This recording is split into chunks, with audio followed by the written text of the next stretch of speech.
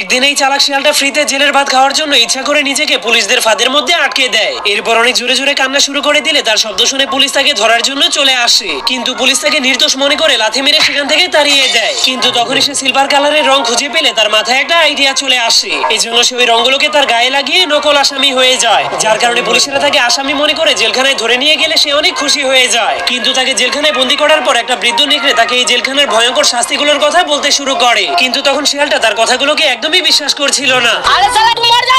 আমি বিশ্বাস করি না। এই জন্য বৃদ্ধ নেকড়েটা সবাইকে বাঁচানোর জন্য লোহার মাধ্যমে চাবি বানিয়ে সবাইকে জেলখানা থেকে মুক্ত করে দেয়। কিন্তু সেই পাগল শিয়ালটা জেলের সরকারি খাবার খাওয়ার জন্য নিজেকে আবারও জেলখানার মধ্যে বন্দি করে দেয়। কিন্তু এরপর সে যখনই দেখতে পায় পুলিশেরা তাকে কুপিয়ে মারার জন্য ধারালো কুড়াল নিয়ে তার দিকে আসতে শুরু করেছে, তখন সে অনেক ভয় পেয়ে জেল থেকে পালাতে শুরু করে দেয়। তোরা কে গন্ডা আমার বাসা। এই জন্য জেলার তাকে ধরার জন্য তার পিছনে অনেকগুলো ভয়ঙ্কর কুকুর লাগিয়ে দেয়।